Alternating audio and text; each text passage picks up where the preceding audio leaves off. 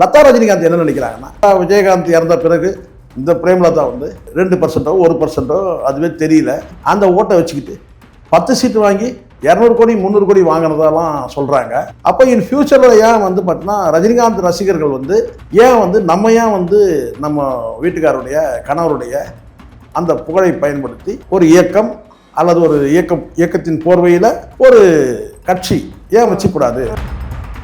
பாண்டேவுடைய நேர்காணல் நீங்க பார்த்திருப்பீங்க. எந்த கேள்விக்கும் ஒழுங்கான பதில் இல்லை. சரி, உச்சபட்சமா இந்த மக்கள் மேடையை வந்து நீங்க வந்து பயன்படுத்தி மக்கள் மேடைன்ற இந்த இயக்கத்தின்பால் நீங்க என்ன நன்மை செஞ்சிருக்கீங்க மக்களுக்கு, ஏதாவது குறிப்பிட்டு சொல்ல முடியுமானா அதுவும் சொல்ல தெரியல. லதா ரஜினிகாந்த் வந்து ரஜினிகாந்தோட ஒரு போட்டோவை, பேட்ஜு, கொடி, அது இதுன்னு சொல்லி எல்லாத்தையும் வித்து காசாக்குறவங்க, பொருட்களையும் வித்து காசாக்குறவங்க. இவ்வளவு பெரிய ரசிகர் கூட்டம் இருக்குன்னா அதை வந்து காசாக்கணும்ன்ற அந்த எண்ணம் வராது அவங்களுக்கு. ரஜினிகாந்த் ரசிகர்கள்லாம் எப்படி பணமாக்குறது?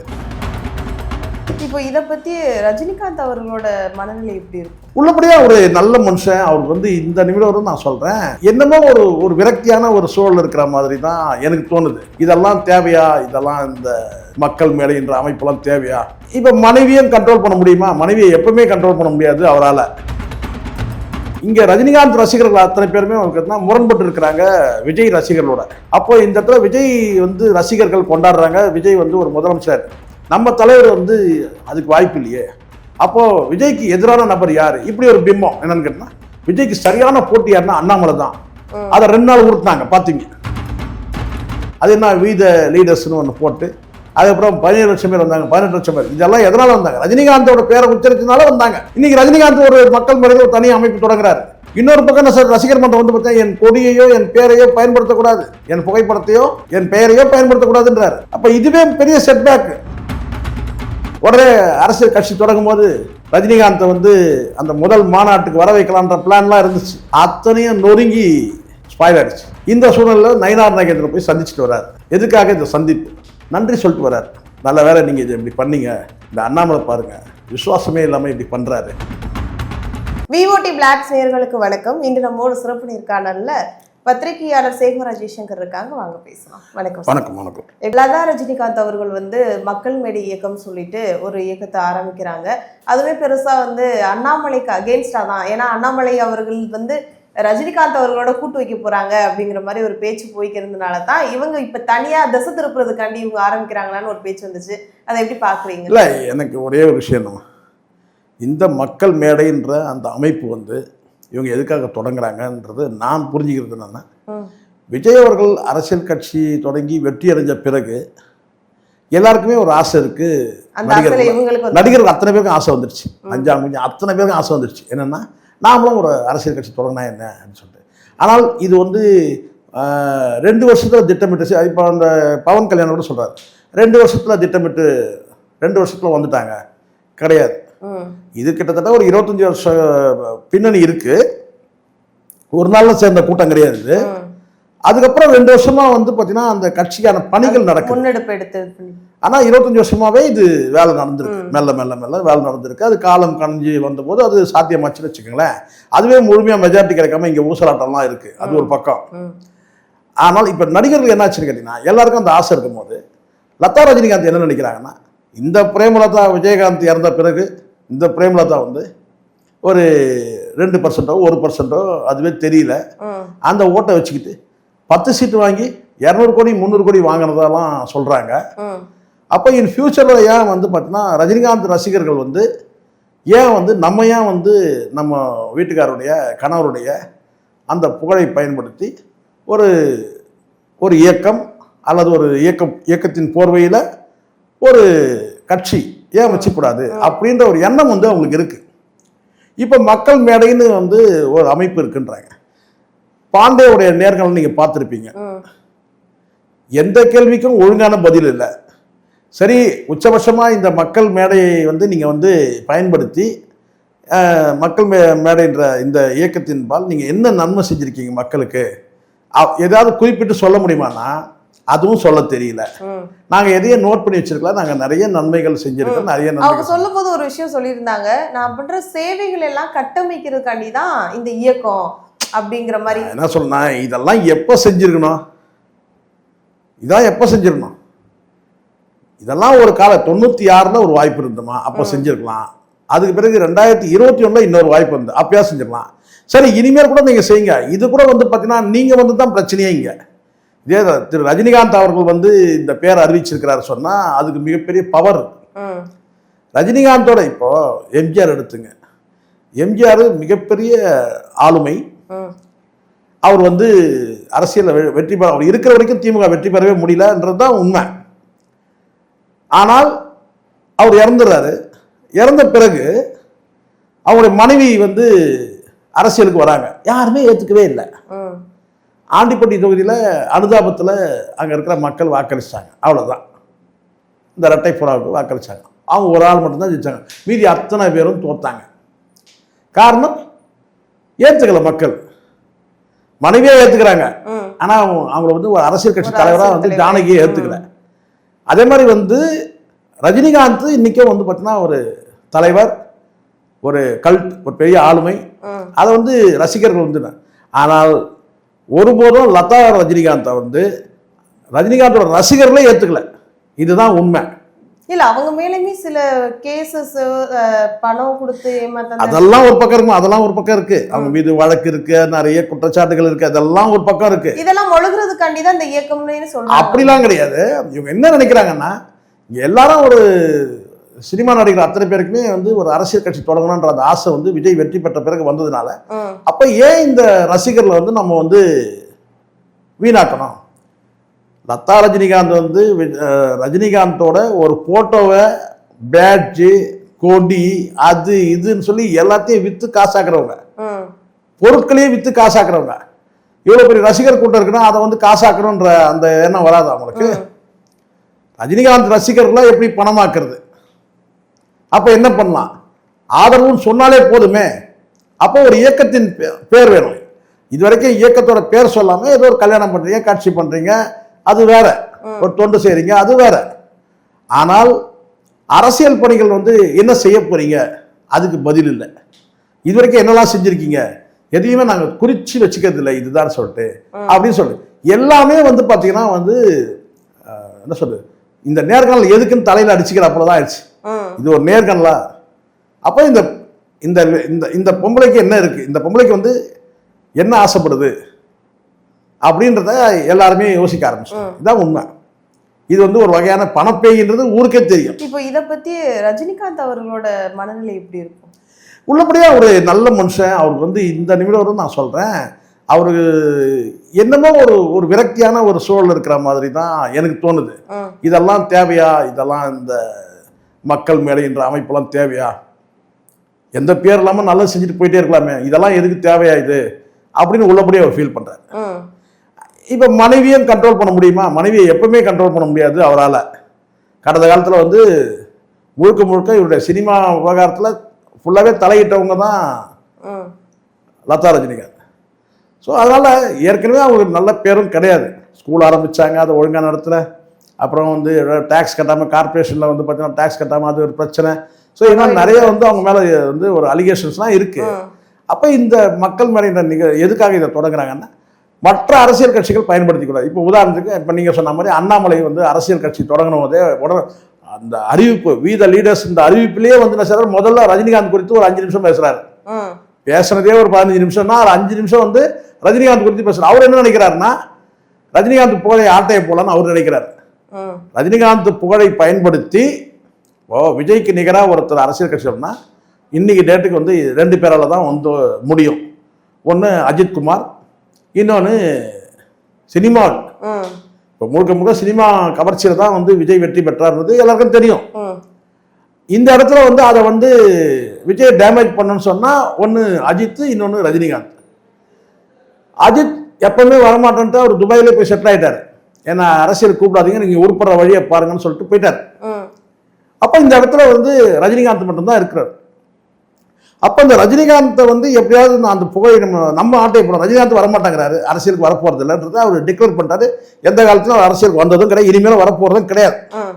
ஆனாலும் அண்ணாமலை போடுறதுன்னா அந்த புகழை வந்து நம்ம வந்து கேப்சர் பண்ணிக்கணும். அப்போ என்ன பண்ணணும், ஒரு 5 நிமிஷம் முதல்ல அவரை பற்றி பேசுவோம். அவரே என்னதான் என்னை கூப்பிட்டாரு, அரசியல் கட்சி தொடங்கும்போது எனக்கு அழைப்பு கொடுத்தாரு. அதை வந்து இந்த இடத்துல சொல்லி வந்து பார்த்தீங்கன்னா மக்கள் கிட்ட வந்து ரஜினி அவர்கள் ரசிகர்களை இழுக்கிறாங்க. ரஜினி ரசிகர்கள் தன் பக்கம் இழுத்துக்கணும். அண்ணாமலைக்கு ஏன்னா தனியாக நின்னா போனி ஆகாதுன்னு தெரியும். அந்த 18 பேர் ஃபாலோவர்ஸ் வந்ததே ரஜினிகாந்த் பேர் உச்சரிச்சதுனால தான் அந்த 18 லட்சம் பேர் வந்தது. எல்லாம் அதுக்கு வாய்ப்பே கிடையாது. அண்ணாமலைக்கு எப்படி 18 லட்சம் பேர் ஃபாலோ பண்ணுவாங்க? அப்போ ரஜினிகாந்த் பேரை சொன்னதுனால அந்த அண்ணாமலை அவர்களுக்கு வந்து இளைஞர் பட்டாளம் பெருசா இருக்கு. நான் என்ன சொன்னா இளைஞர் பட்டாளம் இருக்கு. ஏன் இவ்வளவு காலதாமதம்? ஏன் இவ்வளவு காலதாமதம்? எதுக்காக இப்படி வந்து ஒரு பில்டப்? வந்துடுங்க ஸ்ட்ரைட்டா. அது என்ன வீத லீடர்ஸ்னு ஒன்று போட்டு அதுக்கப்புறம் 17 லட்சம் பேர் வந்தாங்க, 18 லட்சம் பேர். இதெல்லாம் எதனால வந்தாங்க? ரஜினிகாந்தோட பேரை உச்சரிச்சதுனால வந்தாங்க. இன்னைக்கு ரஜினிகாந்த் ஒரு மக்கள் மனதில் ஒரு தனி அமைப்பு தொடங்குறாரு. இன்னொரு பக்கம் என்ன சார், ரசிகர் மன்றம் வந்து பார்த்தா என் கொடியையோ என் பேரையோ பயன்படுத்தக்கூடாது, என் புகைப்படத்தையோ அல்லது வந்து என் பெயரையோ பயன்படுத்தக்கூடாதுன்றாரு. அப்ப இதுவே பெரிய செட்பேக் அண்ணாமலைக்கு. ஏன்னா அண்ணாமலை இவரை வச்சுதான் சீன் ஓட்டணும்னு பார்த்தாரு. உடனே அரசியல் கட்சி தொடங்கும் போது ரஜினிகாந்தை வந்து அந்த முதல் மாநாட்டுக்கு வர வைக்கலான்ற பிளான்லாம் இருந்துச்சு. அத்தனையும் நொறுங்கி ஸ்பாயில் ஆயிடுச்சு. இந்த சூழ்நிலையில் நயினார் நாகேந்திரன் போய் சந்திச்சுட்டு வர்றாரு. எதுக்காக இந்த சந்திப்பு? நன்றி சொல்லிட்டு வர்றாரு.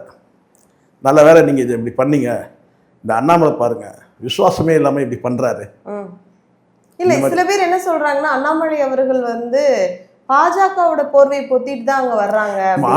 போர்வை எதனால அந்த அந்த பேச்சு எதனால வருது? ஒரு அரசியல் கட்சி நீங்க தொடங்குறீங்க, நீங்க என்ன செய்யணும்?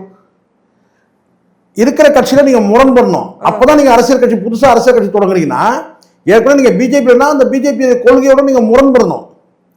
இந்த கொள்கையெல்லாம் எனக்கு பிடிக்கலங்க, இந்த நீட் எனக்கு பிடிக்கல, இப்படி வந்து பார்த்தா தமிழ்நாட்டு மக்களுக்கு எதிராகவே இந்த பிஜேபி அரசு சிந்திக்குது, என்னால வந்து இந்த கட்சியில இனிமேல் இயங்க முடியாது, கடுமையான எதிர்ப்பு தெரிவிச்சு நீங்க வெளியே வந்தீங்கன்னா பரவாயில்ல. நீங்க என்ன பண்றீங்க?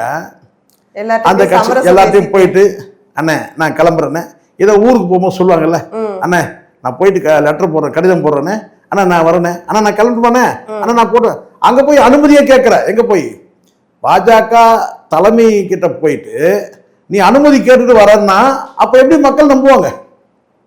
இதெல்லாம் சீன். இந்த 18 லட்சம்ன்றதுலாம் வந்து பாத்தீங்கன்னா ரஜினிகாந்தால வந்தது. ரஜினிகாந்த் பேரை சொல்லணும்னா இந்த 18 லட்சம் பேர் கிடையாது. அப்ப நீங்க போயிட்டு அங்க போய் ஒரு தகவல் சொல்லிட்டு நீங்க வரீங்கன்னு சொன்னா ஏதோ ஊருக்கு கிளம்புறாங்க. அண்ணாமலை அவர்கள் வந்து பாஜகவோட மறு உருவம் தான் சொல்றீங்க. அங்க சொல்லிட்டு வந்ததான், அதனாலதான் இப்ப வந்து மக்கள் நம்ப மாட்டாங்க.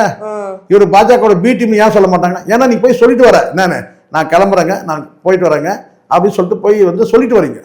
அப்ப மக்கள் எப்படி நம்புவாங்க? அதையும் அப்படியே எடுத்துக்கணும். மரியாதை நிமித்தமா போய் இத்தனை நாள் நம்ம அந்த கட்சியில இருந்தோம் அப்படின்னு சொல்லி மரியாதை நிமித்தமா கூட நினைக்கிறேன். நீங்க மரியாதை நிமித்தமா சொன்னாலும் கூட அதுக்கு அவசியமே இல்லை. நீங்க அரசியல் கட்சி தொடங்குறீங்க, நான் கட்சியில இருந்து நான் அரசியல் இருந்து விலகிறேன்னு சொன்னா கூட நீங்க சொல்லலாம்.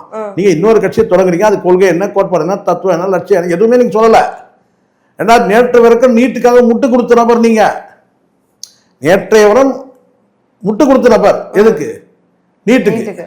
இப்போ நீட்டுக்கு வந்து எதிர்ப்பு தெரிவிக்கிறீங்க, நம்ம அதை பார்க்குறோம். இப்படி வந்து அடுத்தடுத்து நிறைய நீங்க வந்து பார்த்தீங்கன்னா பிஜேபியை எதிர்ப்பீங்கன்னு வச்சுங்களேன். ஆனா அந்த எதிர்ப்பு ஒரு பாசாங்க மாதிரி இருக்கக்கூடாதுல்ல. நீங்க ஒரு அரசியல் கட்சி நீங்க விலகுறீங்கன்னா என்ன காரணத்துக்காக விலகுறீங்கன்றத மக்கள்கிட்ட சொல்லணும். அப்பதான் உங்களுக்கு நம்பிக்கை வரும். நீங்க அதை விட்டு என்ன செய்றீங்கன்னா 18 லட்சம் பேர் மெம்பர் ஆயிட்டாங்க. அதோட ஒரு படி மேல சொல்றாரு, யாரும் எந்த கட்சியிலிருந்து நான் அழைக்கல, வந்து சேர்ந்தவங்க யாரும் வந்து மற்ற கட்சிகள் இருந்து வந்து சேரல. அது எப்படி உங்களுக்கு தெரியும்? நீங்க அழைக்கலன்னா சொல்லுங்க, யாரையும் நான் வந்து மற்ற கட்சியில இருந்து நீங்க வாங்கன்னு அழைக்கலன்னா அது ரைட், ஆமா அழைக்கல நீங்க. ஆனா வந்து சேர்ந்த ஒரு 18 லட்சம் பேர் வந்து எந்த அமைப்பும் சார்ந்தவங்க கிடையாது, எந்த அரசியல் கட்சி, அது எப்படி உங்களுக்கு தெரியும்? அதில் டீட்டெயில் ஏதாவது போட்டிருக்கா? அப்படியே வேற ஒரு கட்சியில மெம்பர் இருந்தாலும் அதை சொல்லுவாங்களா? நான் நேற்றைய வரைக்கும் வந்து பார்த்தீங்கன்னா நான் பிஜேபியில் இருந்தேன், இன்னைக்கு உங்ககிட்ட வந்துடுறேன், நான் நேற்று ஏடிஎம்கே இருந்தேன் உங்ககிட்ட வந்துடுறேன், நேற்று வந்து தாவே கலந்தேன் உங்ககிட்ட வந்துடுறேன், திமுக இருந்தேன் உங்ககிட்ட வந்துடுறேன் சொல்லுவாங்களா? அப்போ அது எப்படி உங்களுக்கு தெரிஞ்சுது? 18 லட்சம் பேர் வந்து இணைஞ்சவங்க எல்லாம் எந்த அமைப்பும் எந்த அரசியல் கட்சியை சார்ந்தவங்க அல்லன்னு சொல்றது அதுல தெரியுது. ஆக அண்ணாமலை என்பவர் ஒரு அக்மார் பொய்யன் என்பது ஊர் உலகத்துக்கு அத்தனை பேருக்கும் தெரியும். ரஜினிகாந்தோட புகழை ஆட்டைய போடலான்னு பார்த்தாரு, அது வந்து இன்னைக்கு தடுக்கப்பட்டது. இப்போ எங்க போறது என்ன பண்ண தெரியாம மீண்டும் நான் சொல்றாரு, தோட்டத்தை காமிச்சு இங்கதான் நான் ஆடு வளர்க்குறேன்றாரு. எங்க இங்கே தான் நான் ஆடு வளர்க்குறேன் அப்படின்னு சொல்கிறத நம்ம பார்க்கணும். நான் மீண்டும் சொல்கிறேன், நீங்கள் சுயமாக சிந்திக்கணும். சுய ஆர்வத்தோடு நீங்கள் வந்து ஒரு அரசியல் கட்சி தொடங்கணும். அந்த ஆர்வம் எதை நோக்கி இருக்கணும்? மக்கள் நலனை நோக்கி இருக்கணும். மக்களுக்கு நான் நல்லது செய்ய ஆர்வப்படுறேன், எனக்கு ஒரு வாய்ப்பு வேணும். அப்போது இந்த இடத்துல வந்து பார்த்தீங்கன்னா வந்து ஒரு அரசியல் கட்சியிலேருந்து நான் வெளியேறேன்னு சொன்னால் அந்த அரசியல் கட்சியில் எனக்கு பணியாற்றுவதற்கான வாய்ப்பு இல்லை, எனக்கு வாய்ப்பு வழங்கப்படலை, அல்லது என் எண்ணத்துக்கு எதிராக அந்த அரசியல் கட்சியில் இருக்கிற கொள்கைகள் இருக்குது. அப்போ எனக்கு தேவை வந்து பார்த்தீங்கன்னா எனக்கு வந்து இந்த கொள்கையை சார்ந்து இருக்கிறேன், இந்த ஐடியாலஜி தான் என்னுடைய ஐடியாலஜி. அது என்ன ஐடியாலஜி அதை சொல்லணும். நீங்கள் ஐடியாலஜி சொல்லவே இல்லை, கொள்கை என்னன்னு சொல்ல, கொள்கை தலைவர் யாருன்னு சொல்ல, தத்துவம் என்னன்னு சொல்லலை, கோட்பாடு எதையும் சொல்லவே இல்லை. வெறும் அரசியல் கட்சி வீத லீடர்ஸ் மட்டும் சொல்லிங்க. அதுக்கே 18 லட்சம் பேர் மெம்பர் ஆயிட்டாங்க. எப்படி? அப்போ அங்கே வேற ஏதோ ஒன்று நடந்திருக்கு, ஏதோ ஒரு மேஜிக் நடந்திருக்கு. அது என்ன மேஜிக்? ரஜினிகாந்த் என்கின்ற மேஜிக், அவ்வளோதான். அதனால இப்போ என்ன செய்யறாங்க கேட்டினா, அந்த மக்கள் மேடை என்பதை இன்னும் கொஞ்சம் வலுப்படுத்தணும். இப்போ இன்டைரக்டா வந்திருக்கு. என்ன வந்திருக்கு? இன்டைரக்டா தலைவருடைய பெயரையோ அல்லது படத்தையோ பயன்படுத்தக்கூடாது. அடுத்த கட்டம் வந்து மீண்டும் அதை வந்து யாராவது பயன்படுத்தி, அண்ணாமலை போன்றவர்கள் பயன்படுத்தினா கடுமையான எச்சரிக்கை கூட வர்றதுக்கான வாய்ப்பு இருக்கு. ஆனால் அதை அந்த மாதிரி இனிமேல் பயன்படுத்த மாட்டாங்க. அது அண்ணாமலைக்கும் உள்ளபடியே வந்து பெரிய ஷாக். இப்படி ஒரு முடிவாயிடுச்சு, அதுவும் நடக்குதுன்னு சொல்லிட்டு. அதனால அரசியல் கட்சி தொடங்குறது அவ்வளவு எளிதான விஷயம் கிடையாது. முதல்ல தன் சொந்த பலத்துல அரசியல் கட்சி தொடங்கணும். உள்ளபடியே இந்த 18 லட்சம் பேர்ன்றது ஓவர் நைட் வந்து கேட்டினா, ரஜினிகாந்த் அவர்கள் வந்து எனக்கு பின்னாடி இருக்கிறாரு, அல்ல ரஜினிகாந்த் அவர்கள் என்ன அழைச்சாரு, அப்படி ரஜினிகாந்த் என்ற ஒரு கல்ட், ஒரு ஆளுமையை வந்து பேரை பயன்படுத்தினால தான் அந்த இரவோடு இரவா அந்த 15 லட்சம் பேர். அதுக்கு காரணம் என்னன்னா, இங்க ரஜினிகாந்த் ரசிகர்கள் அத்தனை பேருமே முரண்பட்டு இருக்கிறாங்க விஜய் ரசிகர்களோட. அப்போ இந்த இடத்துல விஜய் வந்து ரசிகர்கள் கொண்டாடுறாங்க, விஜய் வந்து ஒரு முதலமைச்சர், நம்ம தலைவர் வந்து அதுக்கு வாய்ப்பு இல்லையே. அப்போ விஜய்க்கு எதிரான நபர் யாரு? இப்படி ஒரு பிம்பம் என்னன்னு கேட்டா, விஜய்க்கு சரியான போட்டி யாருன்னா அண்ணாமலை தான். அதை 2 நாள் உருட்டினாங்க பாத்தீங்க. ஏன்னா 31 முதலமைச்சர்ட்டாங்க. ஏய், கட்சியோட கொள்கை சொல்லடா, கொள்கை தலைவர் யாருன்னு சொல்ல, தத்துவம் சொல்ல, கோட்பாடு சொல்ல, 31 முதலமைச்சர்ட்டான். அப்ப ஏற்கனவே இங்க ஒரு 20% வாங்கி, குறைஞ்சபட்சம் 20% இருக்கு டிஎம்கேக்கு. இன்னும் பல கட்சிகள் வேற இருக்கு. இன்னும் அதிமுக முழுமையா ஒழிஞ்சிடல. இப்ப டிவிகே புதுசா வந்து ஒரு கட்சி வந்திருக்கு. அப்ப இவ்வளவு இருக்கும்போது எப்படா முதலமைச்சர் 31 முதலமைச்சர் அண்ணாமலைன்னு சொன்னா, அப்படிதான் வந்து எல்லாரும் சொல்றாங்க. அந்த எல்லாரும் யாரா? அந்த எல்லாரும் தான் நீ ஒரு ஆளு, அந்த எல்லாரும் நீ ஒரு ஆளு, இப்படி சொல்ல வைக்கப்படுறது இவ்வளவுதான். ஆனா அண்ணாமலை வந்து நேர்மை நாணயம் அப்படிலாம் சொல்றாரு இல்லையா? நேர்மை நாணயம்னு சொல்றாருல்ல, அவர் நேர்மை நாணயம் என்னன்றது கடந்த கால அவருடைய அரசியல் வாழ்க்கையை பார்த்தாலே தெரிஞ்சிடும். ஒரு முறை வந்து அந்த கவர்னர் கிட்ட கொண்டு போய் கொடுத்த டிஎம்கே ஃபைல்ஸ் என்னாச்சு? இதுவரைக்கும் என்னாச்சு? கவர்னர் ட்ரங்க் பட்டி கொண்டு போய் கவர்னர்கிட்ட கொடுத்தீங்க, அந்த ட்ரங்க் பட்டி என்னாச்சு? இந்நேரம் துருப்பிடிச்சிருக்கும். ஸோ இதெல்லாம் எதுக்காக பண்ணதுன்னா, கடந்த ஆளுங்கட்சிகளான 2 கட்சிகள், திராவிட கட்சிகளையும் மிரட்டி உருட்டி பணத்தை பறிக்கிறதுக்காக பண்ண வேலை இதெல்லாம். டிஎம்கே ஃபைல்ஸ் 1, 2, 3 இப்படி பண்ணது. அப்போ இந்த இடத்துல வந்து நீங்க கடந்த காலத்துல அந்த ஈடின்ற ஒரு விஷயம் இருக்கும் தெரியும் நினைக்கிறேன். அந்த ஈடியை பயன்படுத்தி எவ்வளவு உருட்டல் மிரட்டல் எல்லாம் தெரியும். ஸோ இப்படி வந்து கொஞ்சம் பணம் சேர்ந்த உடனே நாம ஒரு அரசியல் கட்சி தொடங்கலான்ற அந்த ஆசை வந்து அண்ணாமலைக்கு வந்து, அந்த ஆசைக்கு வந்து பார்த்தீங்கன்னா மண்ணு விழுந்துருச்சு. 2 விஷயத்த ரஜினிகாந்த் விஷயத்துல வந்து அது மண்ணு விழுந்துச்சு. ஸோ ரஜினிகாந்தை இனி நம்ம பயன்படுத்திக்க முடியாது. அதனால தான் வந்து அண்ணாமலை முகம் வந்து கொஞ்சம் சோர்வா இருக்குது. கையை அந்த பக்கம் காட்டுறாரு, இங்கதான் தோட்டம் இருக்கு, இங்கதான் ஆடு வளர்க்குறேன்னு சொல்றாரு. ஸோ மீண்டும் ஆடு வளர்க்கறதுக்காக போயிட்டாரு அண்ணாமலை. அவ்வளவுதான். தங்களின் பல்வேறு கருத்துக்களை பகிர்ந்தமைக்கு நன்றி. நன்றி.